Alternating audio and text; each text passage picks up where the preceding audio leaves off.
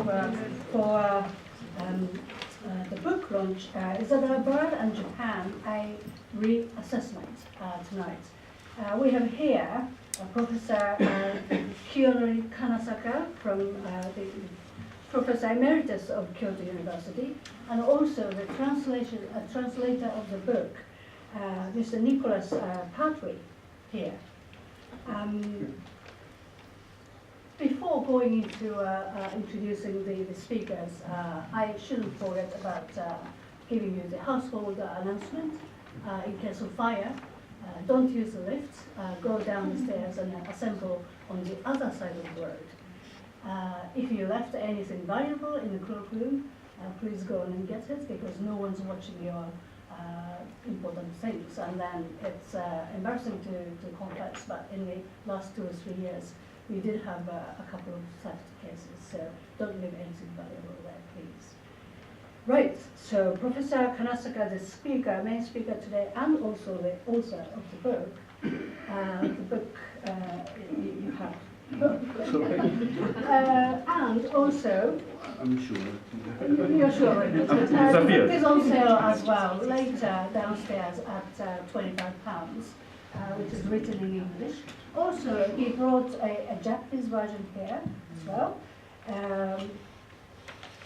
Many of you may know, but Professor Kanasaka is one of the most distinguished Isabella Bird scholar.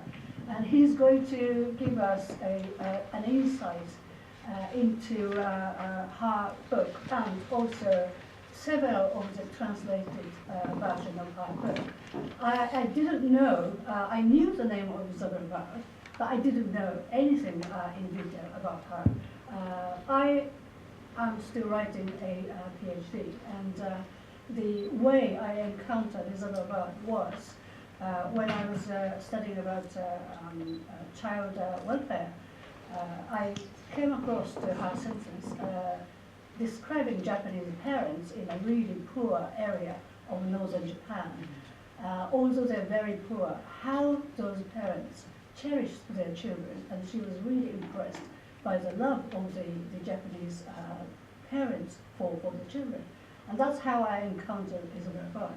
But I was personally very much interested to hear what Professor Kanasaka should say today.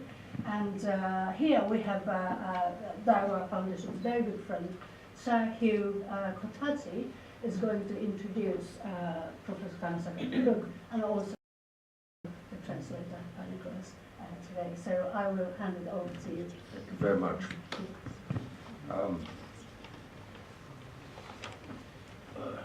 Good evening, ladies and gentlemen. I hope you'll forgive me if I sit down. It's easier for me. I hope you can hear me. I'd like to simply say how pleased I am to be present on this occasion. Professor Kanasaka has made the study of Isabella Bird and her travels his life work. He is the world expert on Isabella Bird. His meticulous translation into Japanese of her writings and the photographs relating to Isabella Bird, which he has amassed and exhibited, have ensured that she is better known in Japan than in Britain, which is interesting. Now, I first met Kanasaka-san many years ago on one of our trips to Kyoto, with my favorite city in Japan. He was professor of geography at the University of Kyoto. I'd heard of his interest in Isabella Bird and wanted to know what had attracted him to this Victorian lady traveller.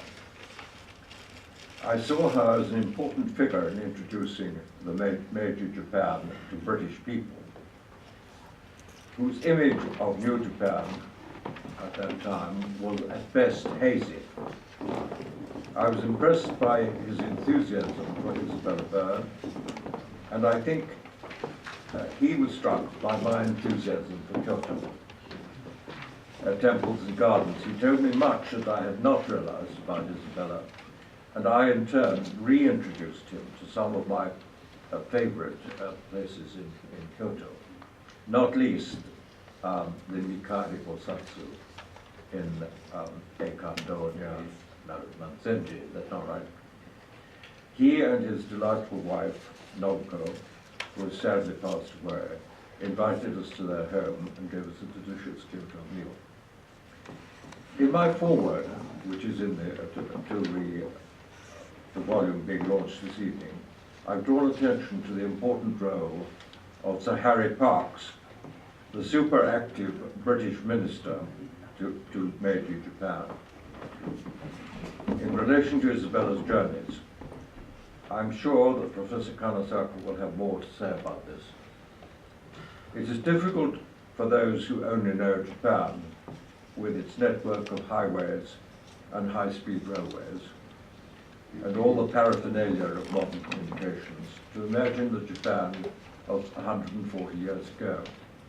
It is perhaps a little easier for someone like me, Andy Anish, for instance, who knew Japan, who first went to Japan some 70 years ago, so halfway back, to understand it. In those days, when we were there, the roads were, many of them were unpaved, the trains were slow and steam and all of that. But we've got to go back 140 years ago. There were no trains. There were no high-speed railways.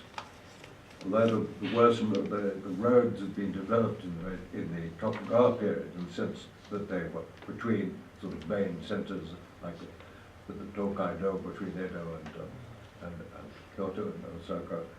But none of them, they were none suited to wheel traffic. And foreigners generally travelled around, even from Yokohama to Kobe, when they were going down to Kansai. Instead of going over land, they went by sea in those early days. And it was therefore really a formidable task to travel outside the treaty port areas. It required both a great deal of stamina. There were no inns of common for suited to the foreigners. Many of the daimyos, the sort of places that the daimyos had used in their travels, they were the main places that the travellers would use. But none of them had Western food, none of them had Western food, they didn't have beds, they didn't have any furniture, and it was therefore pretty even, very difficult for them. Now, Niigata, which was one of the most important places that she went to in an earlier stage, had been hoped would be opened as a treaty port. It was a treaty port, and there was for about 3 years a British consul. It never developed in that way. It became, later, it became very important. Niigata Echigo became very important because it's both its agriculture, and it was, of course, the land of Tanaka Kakoe, and is now connected with Tokyo by high-speed rail. It's hard to imagine how many days it took to get to Niigata and compare it with what happens today. Now, Isabella was an intrepid lady, much tougher than her ailments might suggest. But it was a daunting journey that she undertook through the mountains. She went partly on horseback, partly by little boats that she came to. And she was accompanied by a servant who acted as her interpreter. But she had no Japanese. And she had, it was and of course, she wasn't accustomed, unlike people today in England today who are used to Japanese food, for her it was all totally, as it was to most foreigners at that stage, totally. But she didn't worry. she may have worried, but she didn't actually show it. She persisted. She had great stamina, despite her. She drove by also by jinrickshaw, of course. But she only not only survived, but also managed to record in detail through her meticulous observations. This covers much of his botany and what she saw in the scenery and the people. And she got the help of Japanese officials. It was a very special, she was given this, and I think it was, as Kanasaka was explained, was prompted by the backing that she received from Sir Harry Parkes, who demanded it, I'm sure in very imperious tones. Now, Professor Kanasaka's book, whose launch we are celebrating this evening, is full of fascinating insights based on historical researches. Its interest to English readers has been greatly increased by the helpful and informative notes provided by Nicholas Pertwee, the translator. As an occasional translator, I've often felt that translating is more time-consuming and difficult than writing afresh in one's own language. So we owe many thanks to Nicholas, and but of course to the prime author and prime researcher, to Kanasaka-san. And allow you to you, to Kanasaka-san, to introduce your book to the audience now. Thank you, David.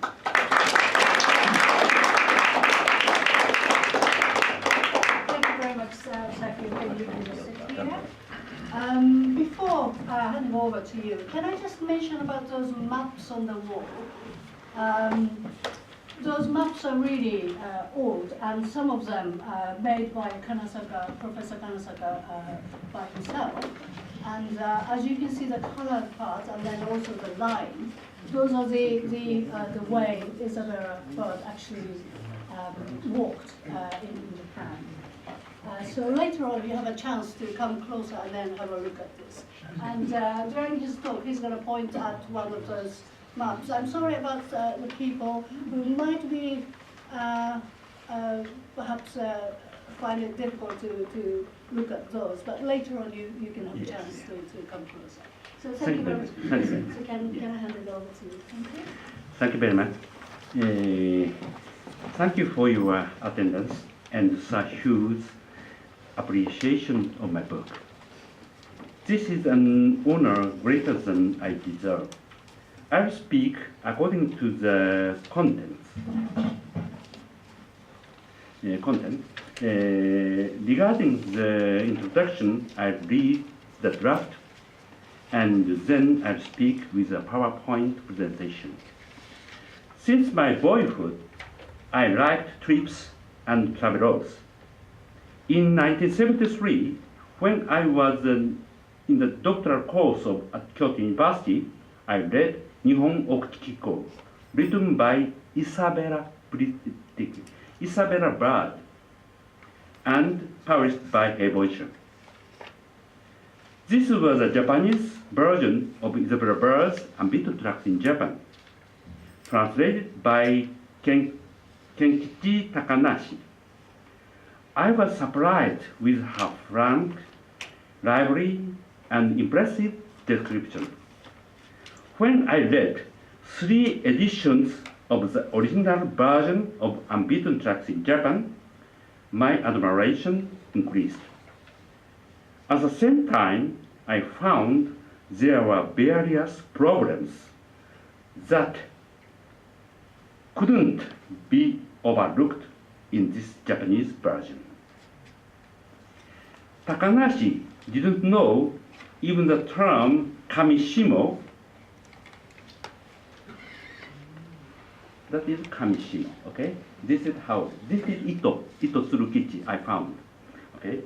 And gangi, which should have been known by someone his age and of his origin in snow country.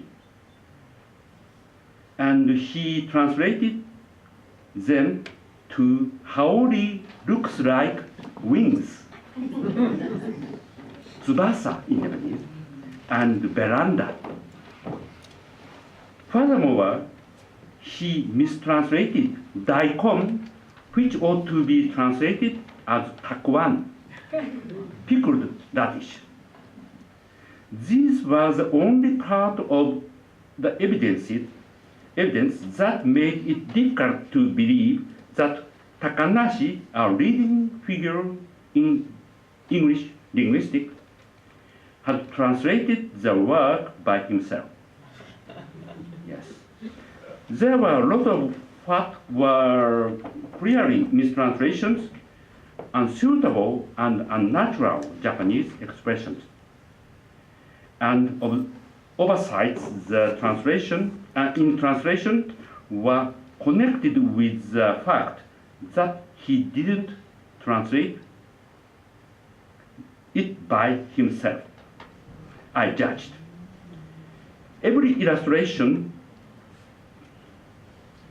left in Takanashi's book.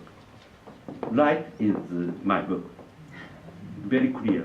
It's dark. Yes. So this translated book did not show the reader a fragment of the attractiveness of the original text.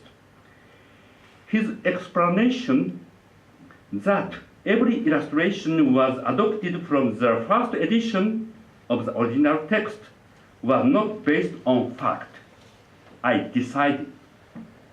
Furthermore, I felt convinced that his understanding was false, namely that the abridged edition, which he used as the source book for Japanese translation, would be enough to reveal the true value of ambiguous text in Japan.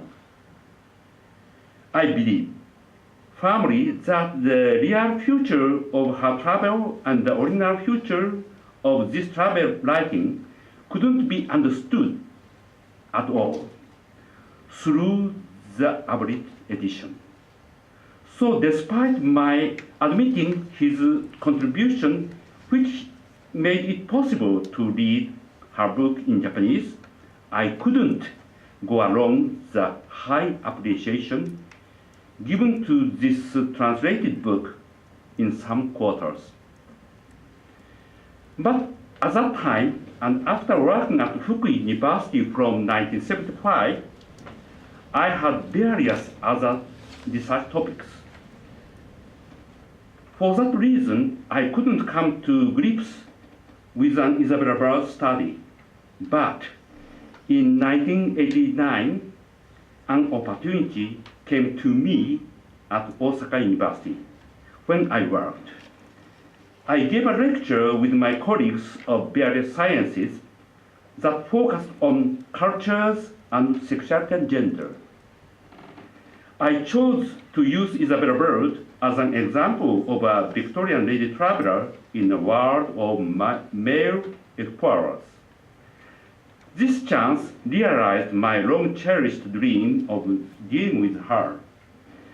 After writing a paper about her based on the lecture, A Traveling Lady, the starting point of my Isabella Bird study, my research topic shifted more rapidly than I expected because of my wife Nobuko's suggestion and request from Heigon. I published many books. This is Takanashi-san's translated book, Oriental Library, bestseller. More than 500 kind of translated books. But this is bestseller, but very problem, okay? Half price Heibonsha Library, much more, 73 copies. Very problem situation. My working. This one also. This is a new translation about unbeaten tongue in Japan. Okay.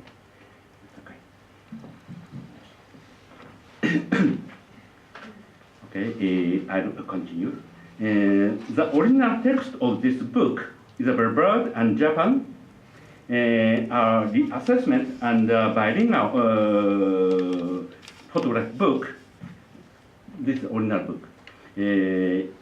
Adventure in Twin Time Travel are the newest fruits of my study and have inseparable relationship.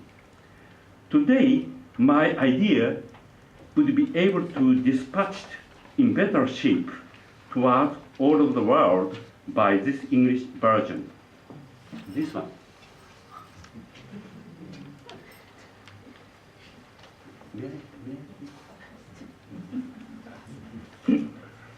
The English version amplified by adding detailed notes, indexes, and more illustrations, etc. I must thanks to Patui-san. Thank you very much. Thank you. Thank you for giving me the opportunity. This significance of delivering my original understanding based on the scientific approach to the world outside Japan will be mighty, as incorrect understanding of Isabella travels and travelers, especially her Japan travel and its traveler, has been infested the world. But my study and activities are ongoing, still midway. So at last, the end, I'll touch upon what kinds of works remain to be accomplished.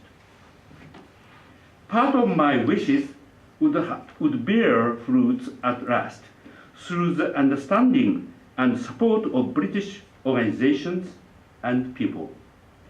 I hope this speech will foster your understanding and receive your advice for realizing my future wishes. Before entering the main topics, I would like to introduce one sentence of Isabella Bird that impressed me, especially when I encountered her original traveler. This sentence shows the situation in which Isabella, who stayed 1 week in Niigata, poured up the narrow stream between sand dunes bound for Kizaki after crossing the Shinano and Agano rivers. Please, Lisa, Of course. read Isabella's sentence.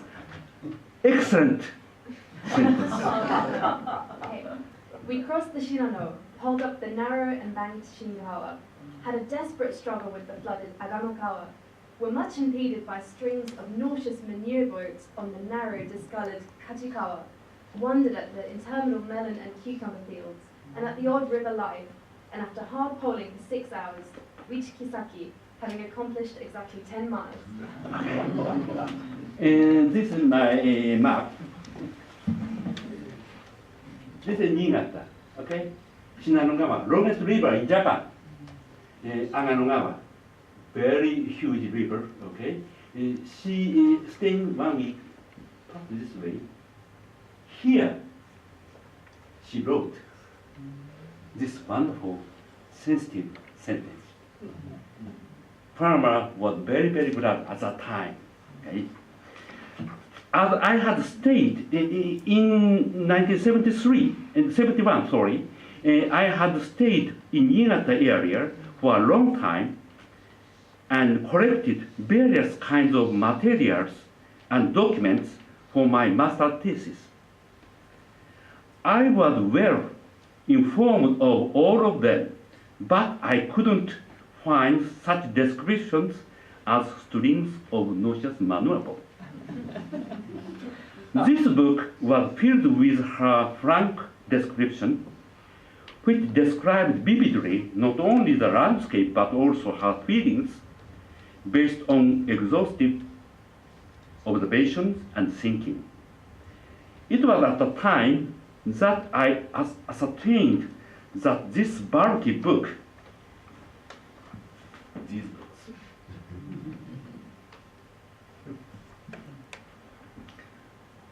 Almost English people all the world don't know of this. This is average edition. Not this average edition, but reprint edition only. Very bad one. Almost all. I'll show you. So, this book was filled with her frank descriptions, which describe vividly not only her landscape but also her feelings, based on exhaustive observation and thinking. It was at the time that I ascertained that this bulky book was excellent as a travelogue, but this was not a mere travelogue, and that this book has first-class value filled with keen insight as a comprehensive document of Meiji Japan, which no Japanese wrote and left for us. So from now, I'll enter section 1.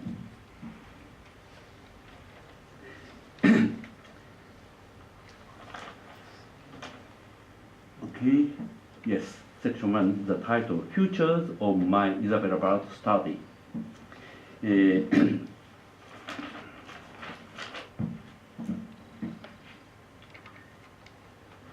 These 1 to 3 sentences is very important for me. I discovered these sentences, okay? I want to emphasize these 3 sentences. These are the symbolic expressions of the futures of my Isabella Bird study and of the scientific approach to this study. Especially all of the translators and researchers, scholars of Isabella Bird's book, as at least, didn't practice to read travel itself. I'm a geographer.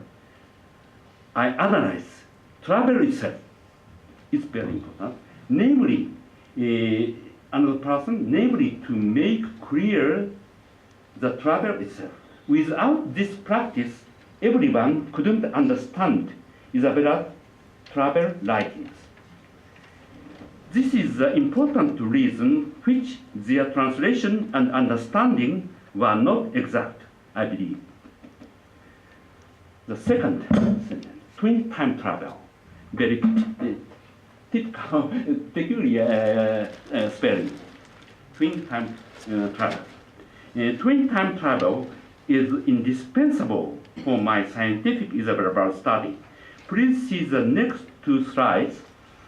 Afterwards, I'll show slides and their original maps. Original maps are that one. Only one part. All of them, very many maps. Okay. Now I'm reading. Yes, this is the scale. Sorry, 50,000 minutes. 1. Okay. Afterwards, I'll show the wholesale travel routes. Only one point. This way she traveled. Landscape to understand landscape. I show the altitude. Okay, and identify her travel routes in all this map. Another one, okay. Oh, sorry. This is 1 million. So before one, okay, this line, only this one. Okay. At last, only 1 point.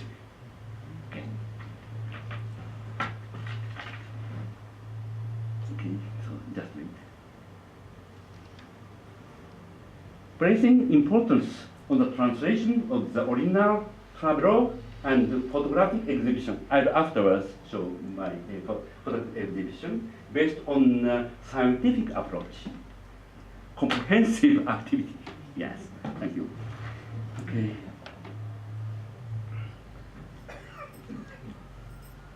So next, my section 2, my original book as the base of Isabella Bird and Japan Reassessment. Original book, very small book.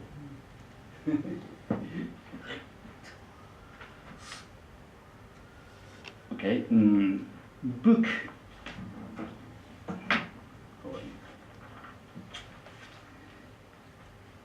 My original book is based on my previous work, especially outcomes of the complete translation of unbeaten text in Japan. Half pages, my original note, commentary, etc. Without such one, everyone cannot understand hard travel. Very mysterious, very, very difficult to understand. But Isabella's description is very impressive, so reader will be able to misunderstand, will be able to, I can understand her sentence, but very difficult in truth. Okay. There are 3 versions, okay? I'll show you. This is 80 one. This is 8085. The reason why this book was published, John Marley's, now John Marley's 7th and his life. I know him very well. They were very, very kindly for me. And John Marley's 3rd asked her to make this book. As a ladies' traveler, this is better. Sandwich Island travel book and Rocky Mountains one, very very popular. So, like such one, John Marley asked her. And as I said, as a businessman, very, very successful. Until now, also, very many reprint editions all over the world, especially USA and Deutsche, France, very many in Japan also. But Japan case is very problem, okay? Okay, so new edition, I thought to bring, I already, this is the 2 volumes, and this is 1 volume. How to avoid very, very difficult identify, very complicated. Do you know? This is only 2nd volume, medieval time soldier, no relation with Isabella, Abedon track in Japan. Very many such kinds of cover, so misunderstood. I worry very much. This is the third edition, more printed, but maybe okay. This is excellent, beautiful copy. Wonderful, the same, only the same. So this edition appeared, disappeared. At that time, all of the copies sold. Another one, okay. Mystery. Okay. As a publisher, John Marley Sir was very successful. Please believe. Okay. But a little problem. Okay. Okay. So, I'll show here. This is a new edition. Very interesting. She asked this publisher, John New, volume only 1, but very small letter and very thin paper, and only 1 part cut it and inserted 14 photographs, where she visited Japan 1895 and 6. She took photographs at that time, so she inserted. I'll show you afterwards a very important photograph in front of this. So next, sorry. Solution of various mysteries. I'll show today only three. Ito, key person for Isabella's first journey. Ito is very popular name, family name, so couldn't identify Ito Tsurukichi. I identified. I found he's very important translator. Black map of Japan is also very, very difficult to identify. I found, and yes, please, afterwards. Original 4 seats edition. Ah, sorry. Sorry.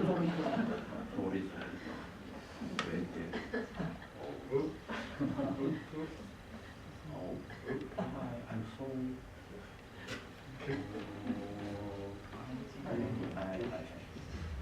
Yes. Okay. This is Brandon map, Japan. I reproduced National Library of Scotland map library for this one, original copy. I reproduced it more than 10 years before. Okay. 2 illustrations on Mount Fuji. This is Ito Tsurukichi.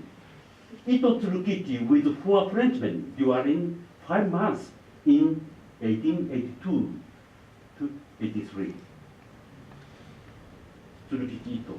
Oh, sorry.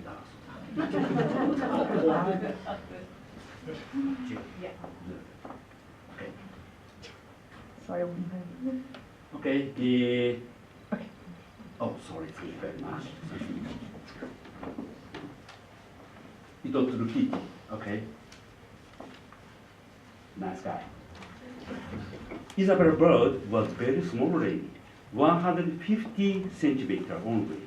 Ito Tsurukichi, more smaller, a little smaller. Yes. Very important point. Isabella Bird selected him as a servant and translator. Very good idea. Please read my English edition. Okay. Every leader of Emeritus in Japan interested in this Mount Fuji.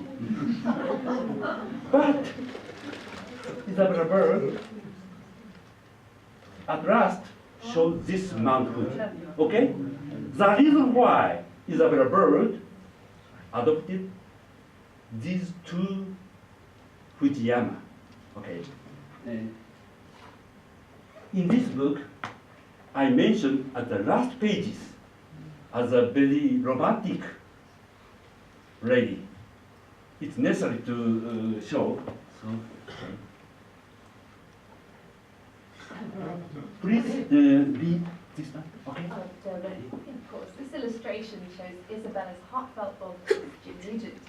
She modified Steinmetz's illustration to show Long's Peak, America's Matterhorn, which she climbed with him. Okay. My finding. This is Steinmetz illustration. Okay. Looks like Matterhorn. She arranged.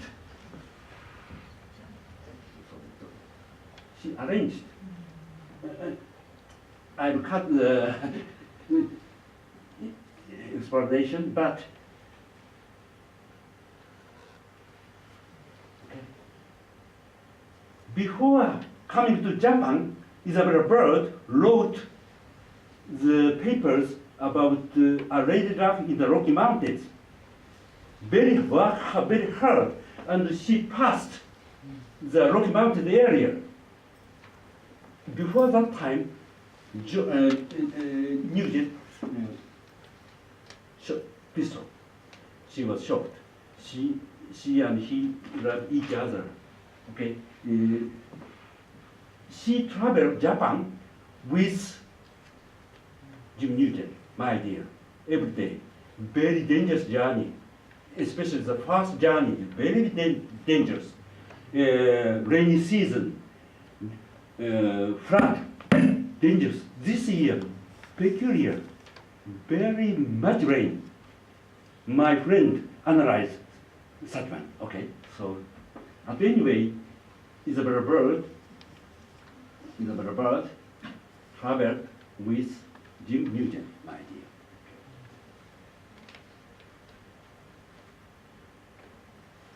Takanashi-san showed in his translation book, late years Isabella, very big lady, looks very fat. In truly, okay, this I found this photograph, Hawaii, 1873, 1880. So first Japan travel, Isabella. This one, okay. And afterwards, as I told you, 1895 and 6 visited Japan. Main area for research is Korea and China, Manchuria. Okay. Japan is very comfortable area, base camp, as a base camp. Okay. But she would like to write a book about Japan also, Korea and her neighbors, the Antipodes and beyond, but Japan, unbeaten tracks in Japan, new edition. Insert 14 photographs she took. Okay.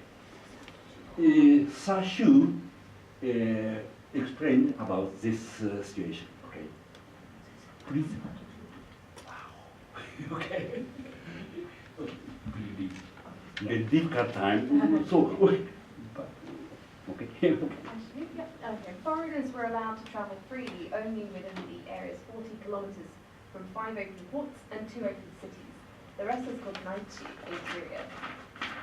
Any translator who translate interior, they didn't know the meaning of this term.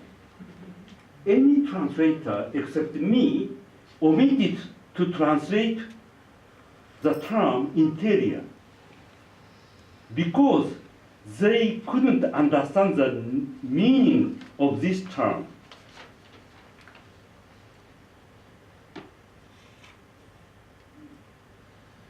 It's necessary to translate interior. Interior is now this road. Impossible to this area without special passport, okay? So this interior, okay? Okuchi, not the same meaning okuchi, okay? So I'll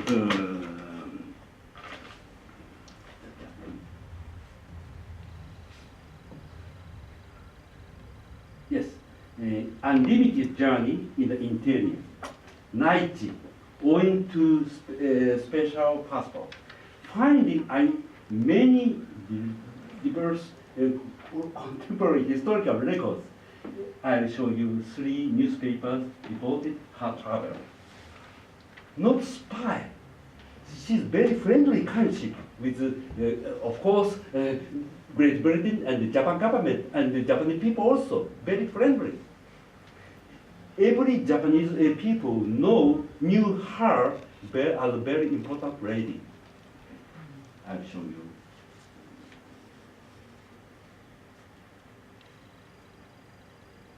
This is you will find book and Japanese English edition.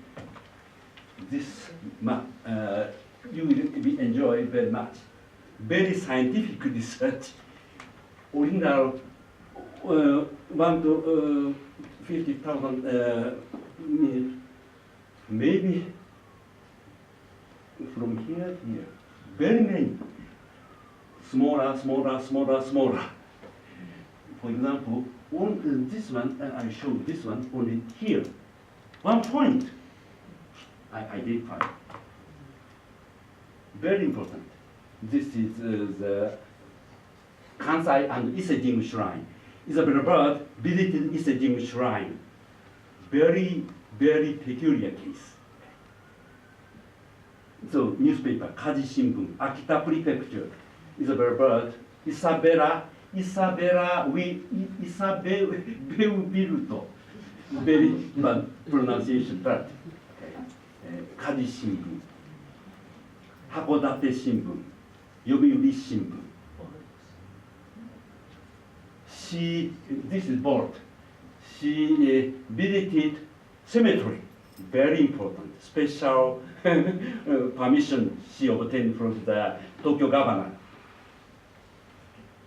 Supported Isabella because Sir Harry Parks, key person, he is very important and he is very clever gentleman.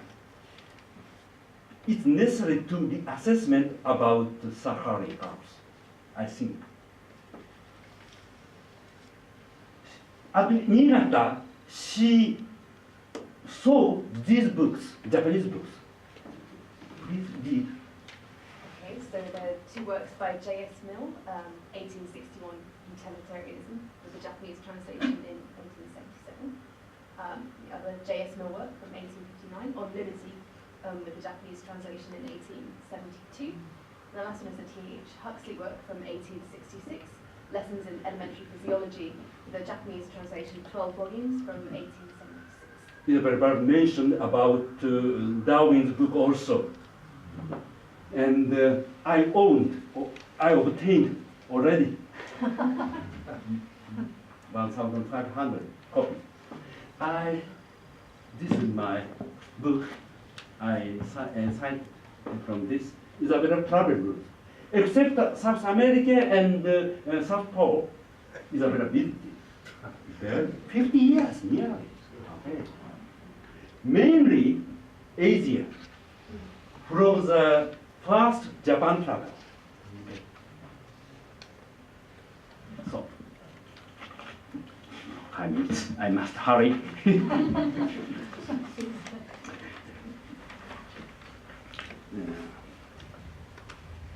Positioning, please. Okay. Positioning of Isabella's Japan travel and its travelogue by reviewing her life, focusing on all her travels and travelogues. And then number 3, interdisciplinary and logical investigation based on the saying, the truth is in the details and scientific analogy. This is very second and third important point of my small book. And you will find the truth. Okay. This one. And fundamental misunderstanding of previous theory on birds' Japan travel and travelogues, and a new outlook regarding their real object. Should I continue? Yeah. This is my sentence, but her pronunciation is much more better. So the original book, 2-volume version, is not a tale of travel and adventure, but a comprehensive scientific book about Japan and Japanese, based on travel under severe conditions and her excellent ability as a distinguished traveller and travel writer. Bird's travel was not a mere private journey by a curious lady, but a semi-official trip organised systematically and supported by Sir Harry Parks, the British Minister in Japan, and with the support of not only of various foreigners and organisations, but also of the Japanese government and a diverse range of Japanese individuals. And please read. Okay. Norio Akasaka's idea is a typical misunderstanding. This is not a research work based on the detailed investigation. We have to remember that these are no more than travel vignettes left by a foreigner who is just passing through. We should accept that this is simply a compilation, in some sense comparative, written by a foreigner about her travels. The most important objective of her travel is to investigate the possibility of the diffusion of Christianity in Japan, which had been permitted only 5 years earlier. Okay, I would like to comment.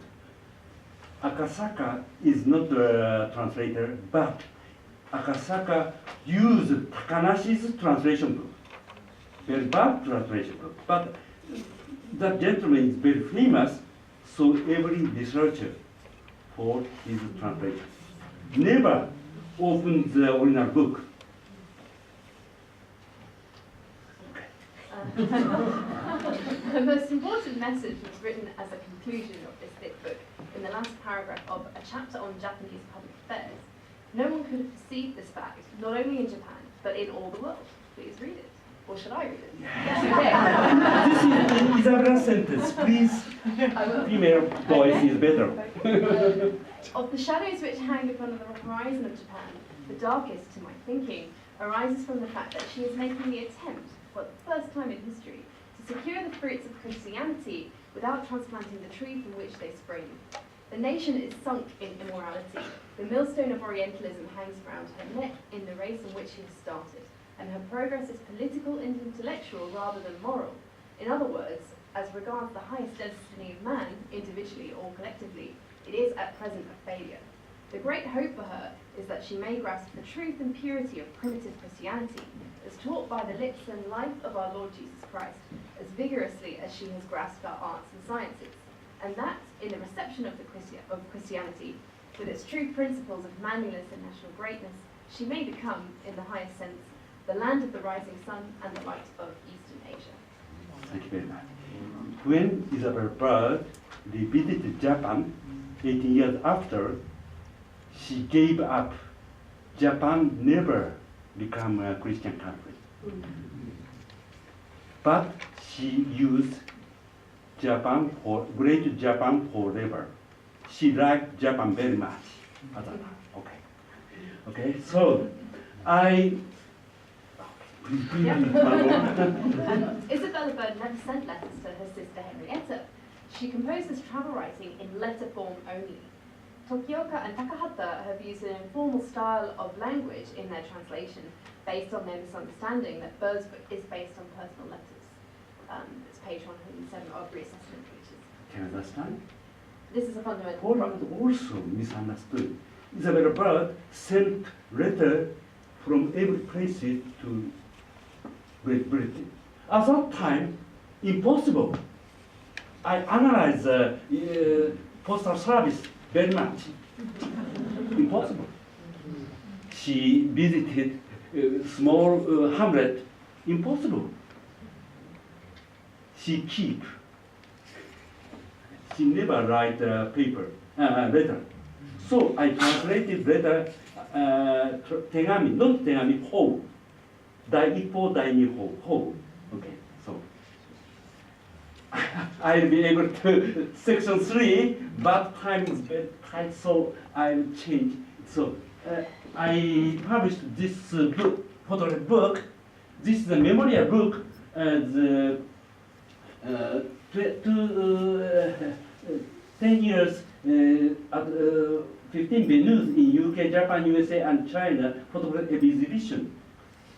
I travel, twin time travel. I took photograph.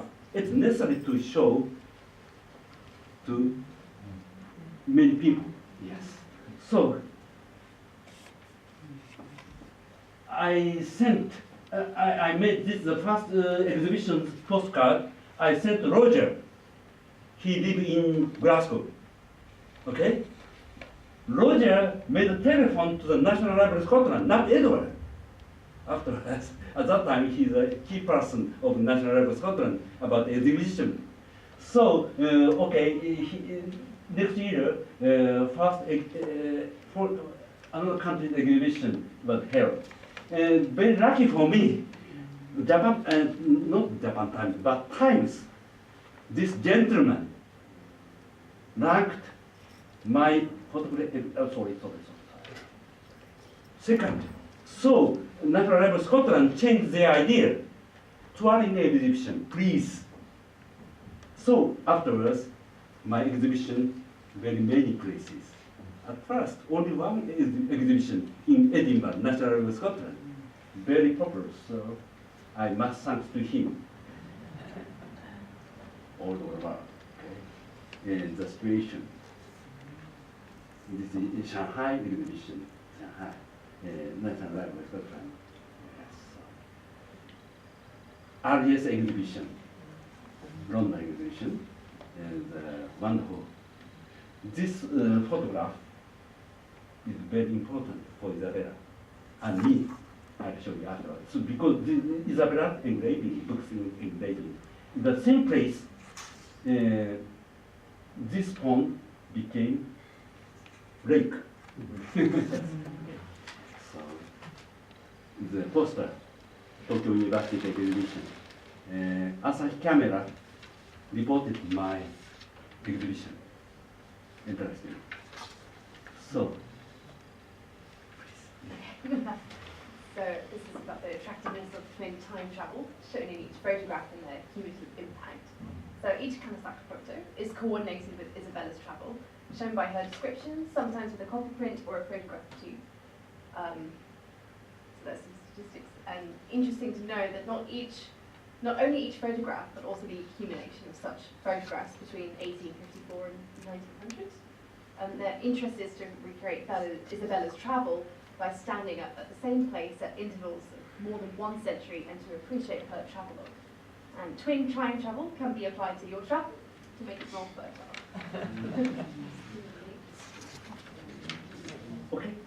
Okay, so I would like to show 15 photographs, but time is very limited, so I select, I passed. Okay, so Isabella travel life divide 6 stages or period, 6 phases. 1855, 54 to 1900. Okay. This is the first landing place of Isabella. Kanasaka's photograph, my photograph. I'm sorry.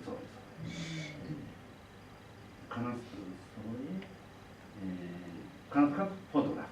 And Isabella's description, my translation.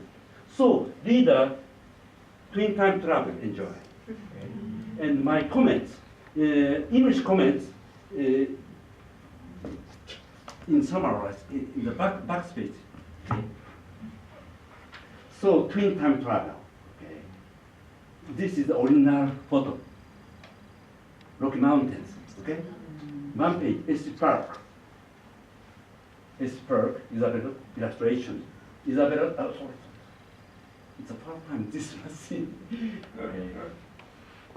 Isabella comments. Isabella met Jim Newton. Okay. Here, long speak. Okay. Original photo, my photo. Nico, Ieyasu's tomb. Japanese person never visited this tomb. Only Yomeimon, only Yome Gate only. This is my photo. Isabella described this situation very exactly. Okay. Please buy this book. Dosha University found that Neshima, the house in Kyoto. Isabella met him and his wife, Yae-san. And Isabella visited Hasedera. Isabella's description incorporates very completely why Isabella visited these places. I identified, researched. Okay, so I must very beautiful. This is Mount Sinai. Now we couldn't visit there. Islam. See, Mount Sinai. Isabella was very, very glad to visit here. She liked Christianity, yes. Isabella Bird visited Ireland. Married magazine. She wrote 2 papers. After became widow, John Murray asked her, please once more travel. Isabella Bird visit. Winter journey.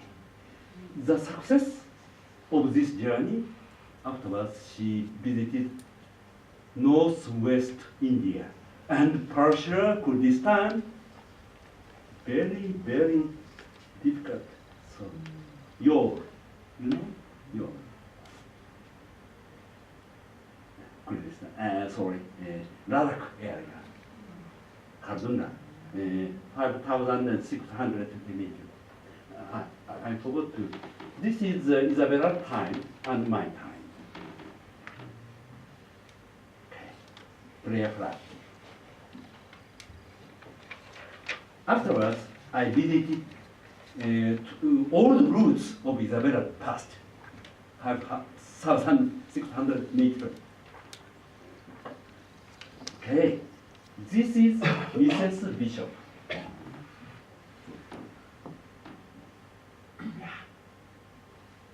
Camouflaged by mask. Near Iraq, I did 1997 years already. Okay. Sichuan. At that time, poppy. Now, oil flower. Okay. Beautiful. Isabella time, Isabella photograph. Only one tower remains. Crack already.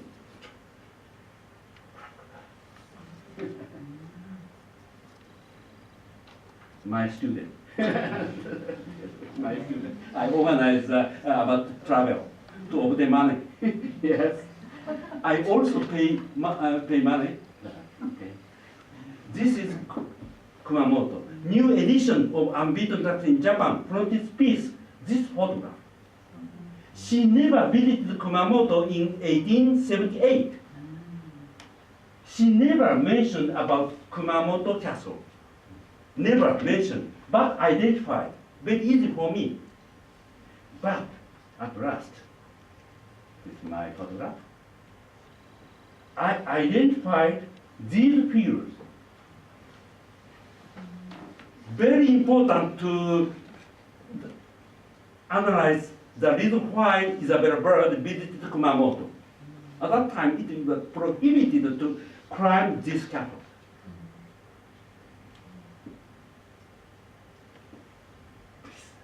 Yep. So on the left is Hannah Riddle, founder of the Leper Hospital, and Gracie Newlott. And then in center is Eijiro Haga, who's an army surgeon in the black uniform, and supporter of 2 missionaries. Yes, thank you very much. So, it's necessary to analyze each photograph about Isabella. Very important, very interesting. I wrote to very many lines of my thought. Yes, okay. So, this is Unoko Lake, and Unoko Lake, and including my wife Nobuko, I wrote her, yeah, sorry, and this is Morocco, Fez.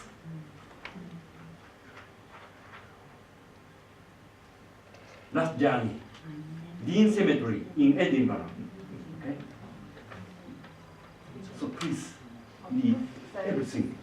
More impacts on Kanasaka, of his study and activity regarding Isabella Bird, and impacts on his academic career.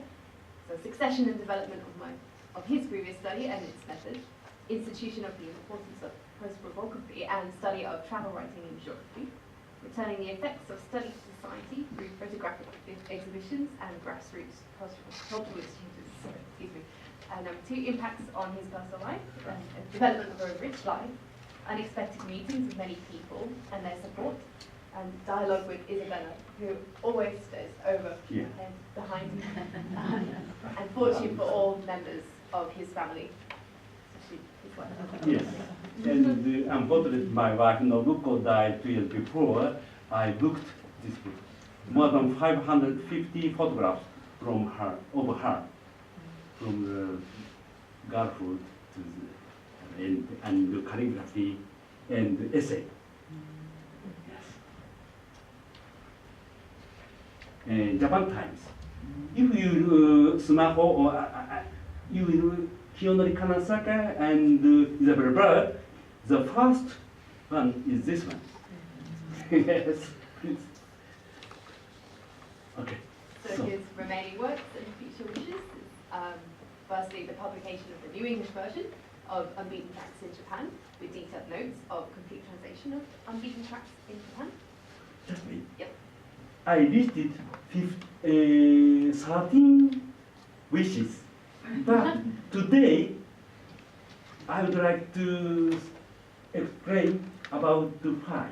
Okay, please read and please stop. Okay. So number 2 is the production and publication of a CD of the reading of the new translation of Beat Tracks in Japan. Please. Okay. So a transmission of the attractiveness of Isabella's Japan travel and its travelogue to people with impaired vision and other health reasons. Yeah. Okay. And the first one is very important for me. Please, blue one, please read. Okay. So goes back to the bottom. So indispensable text to understand the truth of this journey and its travelogue, and global and academic significance.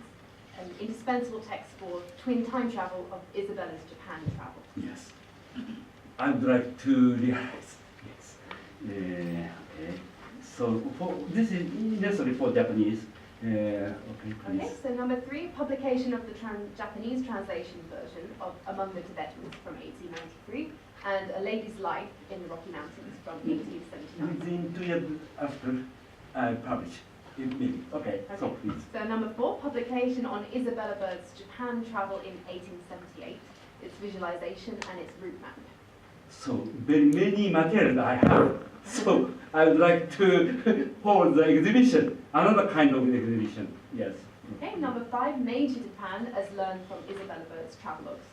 I would like. Yes. Okay, number 6, positioning of Isabella's Japan travels and travelogues within the context of her overall travels. Please, Okay. please. So Japan travel and its travelogue were never peculiar. Her travels were not a lonely one, but were conducted owing to full use of a chain of human relationships. And their travelogues were not mere tale of travel and adventure. Isabella Bird was not so peculiar within Victorian lady travellers. Too much emphasis on the difference of lady travellers, male travellers, and explorers was not exact. At least Bird's travel writings can't be understood as a literary work. It is indispensable to think about travel itself. Okay, I'll be able to finish. Okay. Within 2 minutes, I'll be able to finish. Okay, please. This is very important. Okay. Sorry. So publication of the new and complete collected writings of Isabella Bird, including not only 14 books, 17 volumes, and 2 photography books, but also more than 150 writings or papers across a range of genres, including hymns, Christianity, criticism, reportage, and geographical descriptions, which he made clear. Please. Okay. Collected travel writing of Isabella Bird, 12 volumes. Ganesha Publishing, an edition of Finance, 1907, is not complete because of the neglect of almost 150 writings or papers, bad quality of reprints, and without text critique. According to this, we can't understand the whole and comprehensive activity as the most important travel writer in the 19th century. Yes, I would like to publish part with my and a joke now. Okay. Number 8, ideas and practices of Isabella Bird, including Christian foreign missions and chain of human relationships. Number 9, Isabella Bird among lady travellers and explorers in the Victorian era. And number 10, opening of the exhibitions on Isabella Bird's travels, especially Japan travels. Okay. And then 11, implementation of twin time travel of Isabella Bird's travels. So a new style of travel and the return of the effective study to society, the implementation of twin time travel of Isabella Japan's travel for the British, implementation of visiting places within England and Scotland related to Isabella Bird, one of a new style of grassroots exchange between the UK and Japan. So I continue? Yes. Yep, okay. Number 12, publication of Kanasaka's collected works on Isabella Bird. And then number 13, I think final one, donation of his collection on Isabella Bird's study to organisations in Britain. Isabella Bird mentioned this book. Begins. Wow. Kanasaka collection. Okay, already. I today go not final. At last, 1,500 items I collected already. Yes.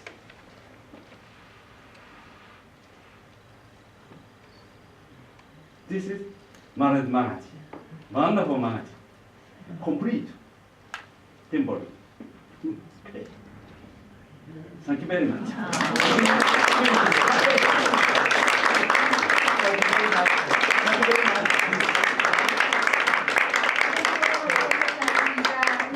can I ask you, Nicholas, to maybe come to the front Please. and then give Sorry. talk? Just a few words, yes. Good evening, ladies and gentlemen. Thank you very much for this opportunity to introduce myself as the translator of Kanasaka-san's Rikisaku, his major work on Isabella Bird. My problem as a translator is that it is at once a rewarding and I find a very frustrating task, because in attempting to reproduce in what I hope is readable English what the author has written, I find that my knowledge of my own language is very often lacking. In other words, I find it extremely difficult. Although I work on one level and attempt to produce a working translation, as it were, my next step is then to try to put it into proper English, which I hope will have resulted in the book, which is somewhere on this table, I think. It's at the back there somewhere, is it? Okay, circulating. So that is why it is an extremely frustrating experience for me. But I'm delighted to have been given this opportunity by Kanasaka-san to not just translate the book, but also to research the life of Isabella Bird. I knew very little about her. Of course, everybody knows her name, along with other Victorian lady travellers like Constance Gordon Cumming, Marianne North, and so on. But having delved into what Kanasaka-san has written, I know now something about Isabella Bird. I hope maybe there will be opportunities later on to learn more about her. In truth, I find her a strange person, not a very attractive person, in contrast perhaps to somebody like Constance Gordon Cumming, who was a much larger than life character, I think.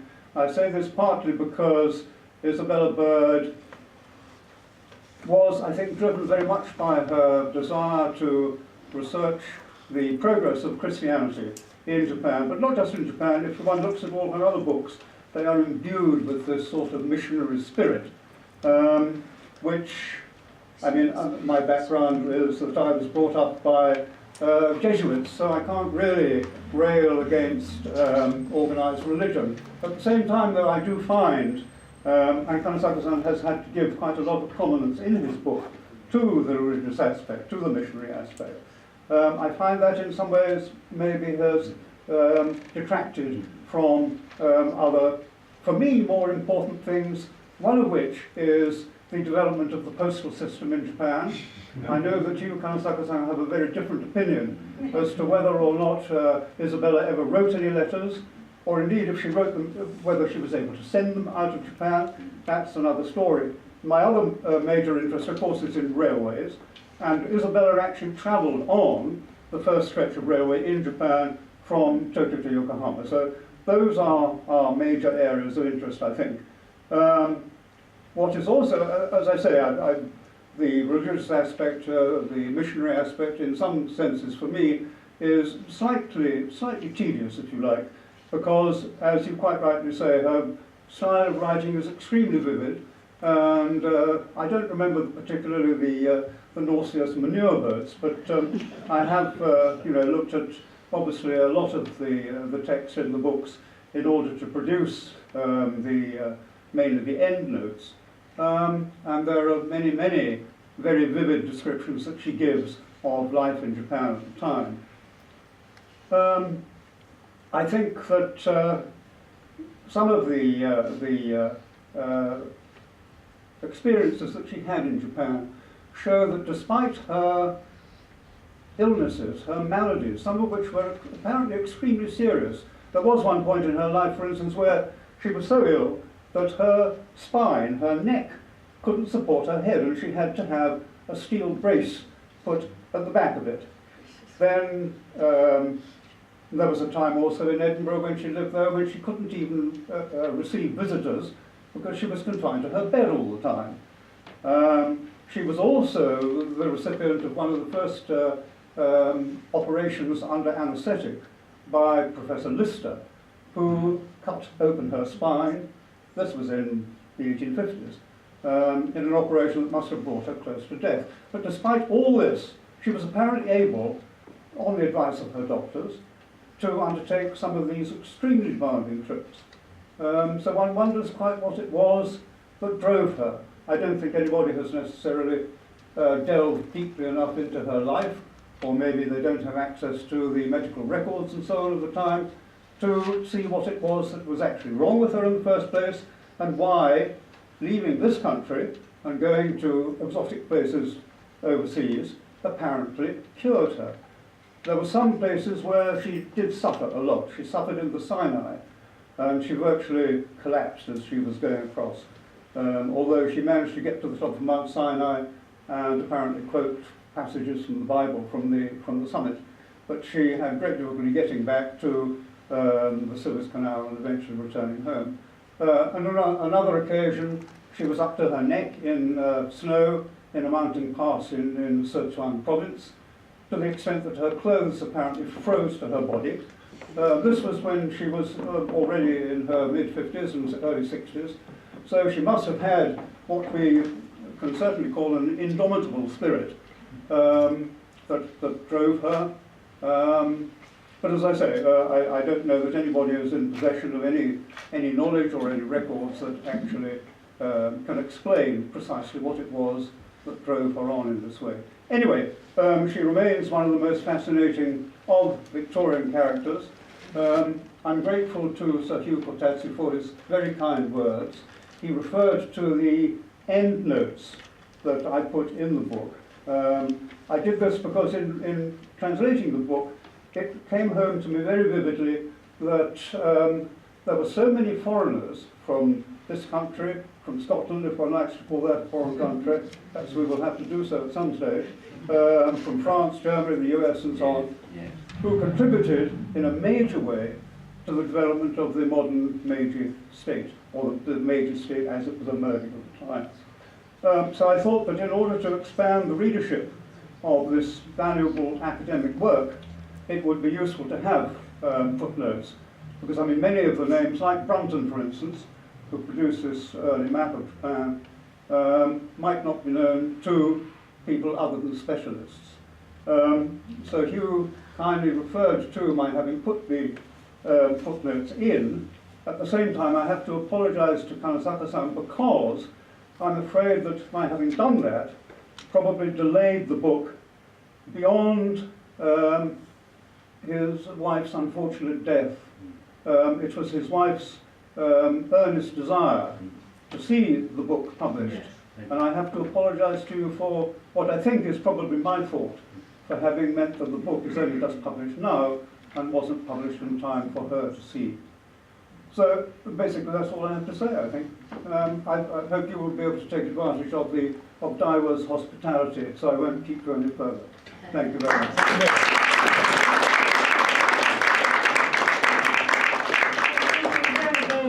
It was so good to hear from you. Thank you very much for because the giving me the translation part opportunity. is Thank you.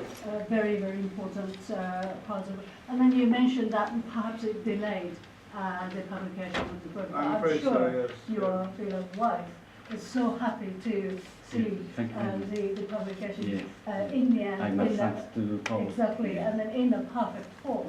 If you maybe later on you can come to the map and then also come to see those original, the first editions of those books, and also his books, 4 volumes. Like Nicholas mentioned, lots of pages devoted for the footnotes in the original book as well. They can come forward and then have a look. Having said that, we are preparing your glass of wine downstairs. So you're free to go downstairs and then enjoy your glass of wine and buy the books, which is £25, isn't it? The English version. Maybe it's somewhere, yes. And also we have 2 copies of Only this, two. only two copies of two. this beautiful, only one copy. only one copy. But how much is it? You said 25 as well? Okay, 25 pounds. So if you're interested in, Very cheap. okay. Is it like 10 pounds or? No. 5. 5, okay. Yeah, 8, 5 or 8, maybe. Okay, we have only one for this exhibit, but all those books will be in the what we call Regency room, which is like a sitting room on this side. So you're free to go downstairs, but once again, thank you very much.